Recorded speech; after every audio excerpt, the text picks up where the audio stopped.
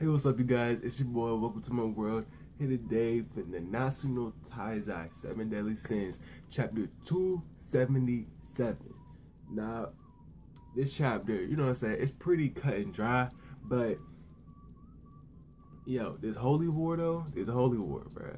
Like, the power escalation just in this war alone is ridiculous. Like, Esther Rosa, who is male, like this man became top 5. He became top 5 in the verse so quick, and now he's damn near number 1. He's like number 1, number 2, because you got to think about it. Esther Rosa, right? He wasn't stronger than Meliodas. He might have been stronger than Zeldris, but that's still kind of debatable. But he wasn't stronger than Meliodas. After he got in a fight with Sariel Tarmel, like base form, like he was like, "Yo, this is easy," and then they turned up on him. They actually started trying. They started using their graces. Ocean and Ocean and Tornado. They sent him to like a pocket dimension. They fucked him up with like God's wrath, like lightning, and then that's when he was like, "Okay, well now I got to use my 2 commandments." He absorbs one. He absorbs one of them, and then he's basically on par with them. And then he absorbs another. He thinks he's fucking Meliodas. And now in this chapter, he absorbs Derrieres just because, like he can. And it's like now he's rivaling Meliodas because in this chapter he's in his own like cocoon of light. And Meliodas over in Camelot, this man is in a cocoon of darkness. So Meliodas has 5 commandments. Esther Rosa has 4. Male has 4. But not only is Male he's now the strongest archangel. So now he's at least on par with Meliodas. So that 4 commandments could possibly be enough to beat Meliodas' 5. But at the end of the day, Meliodas has been like power. He's been charging up his power for like the last like 20 chapters. And Mel just started. And now you see that the darkness and the light, it's now kind of like an unbalanced, not like how it was like when he was Esther Rosa and he was like all crazy and all that, but it's like an unbalanced, whereas he doesn't have his grace, but he's an archangel, but he has demon abilities. He has 10 commandments. He has 4 now. So the whole power cocoon ain't exactly all like holy. It's not exactly all white. There's little black spots, and what's funny is he's like aware of his surroundings.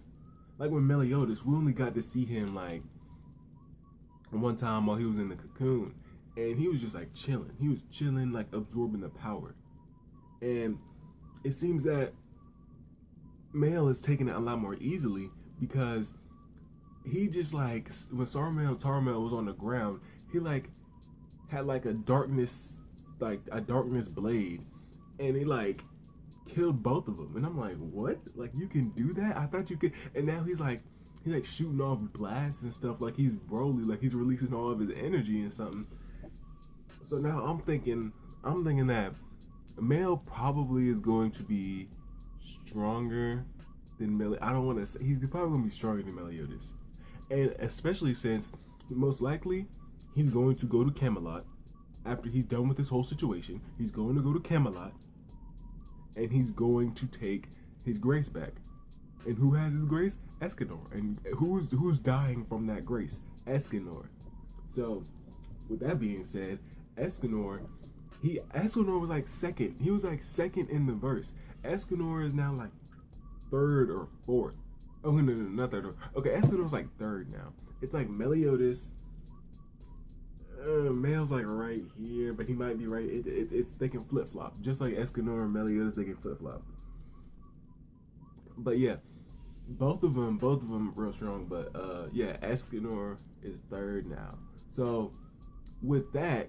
With him being not, he's not gonna be as strong as Meliodas. Hell no. I've said this like multiple times. He's not gonna be as strong with Meliodas and how he was 3,000 years ago. Plus no emotions. Plus like 5 commandments. Get out of here. He's like 1/4 of the way there. Because Demon King has 10. There's 10 commandments, but Meliodas only has 4. So you know, he's 1/4 of the way there. Yeah though, but in this chapter, you know, it just don't seem like no one, like, don't get me wrong, Elizabeth is strong, but like I don't really know the top limits of her strength. And then Gother, he's willing to fight. He's willing to actually fight Male, and I'm like, that's not gonna work. Gother, he has good like abilities, but power wise, Gother's not like all that. But then you still got the goat there. Like, for one thing, you still got Hawk there. Yeah. So what if Mel took out, you know, so what if he took out Tarmel? Like, the goat's there. And anyway, Tarmel was talking about, they was like, yo, we can't beat him. Like, the power of darkness and light isn't gonna affect him anymore. So it's gonna have to be a fairy, a giant, or a human. And I'm like, well,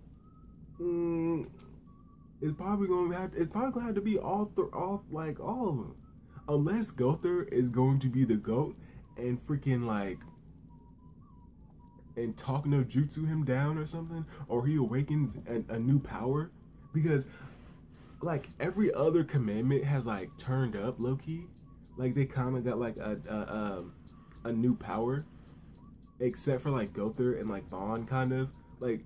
Gother's been more like character development. Like, he's become more of a human, actually.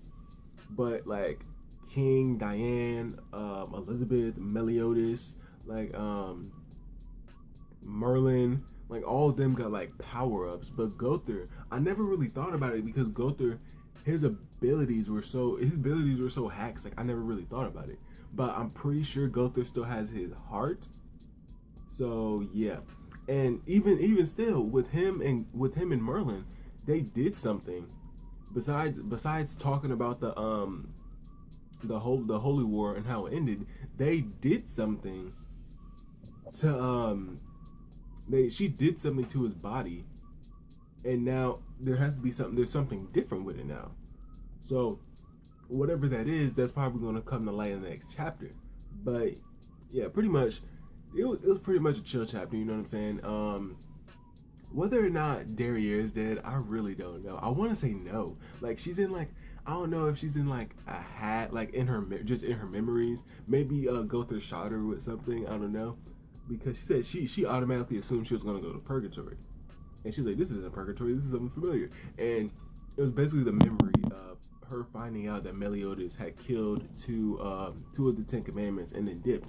And the reason why he killed it, because they were gonna kill I think goddesses. They're gonna kill the goddesses that they had captured. I think the name was Zeno and Arcana or something like that. But yeah, it's basically showing how her and Mon Spite were, but more on her, how she was acting towards Mon Spite. When Mon Spite, he was like, yeah, I'm gonna be there for you always, and she couldn't see that. So she was like, dang, he was like that for me all, like, ever since back then. I can't believe I didn't see that. You know what I'm saying? So it's even more respect for her. I mean, yeah, even more respect that she has for Mon Spite. Like the relationship between Mon Spite and Derriere, it was always the more interesting relationship amongst the 10 Commandments, honestly. It sucks that they like why did the best two have to go down? Like, not even all the 10 Commandments are dead. Like, you still got not Grey Road is still alive. Mercilla's still alive. Zeldris is still alive. Esterosa, Male, he's still alive. Like, that's 4 right there. Like, come on now. But yeah, it just sucks that they had to die like so quick. But I still don't think she's dead. I mean, they did take out her last heart, but I don't know. I feel like she might come back though. But yeah, with that being said, y'all, I'll see you guys later. Make sure to comment, like, subscribe, rate the video, click the little bell if you want to get the notifications every time that I post, and I'll see you guys later.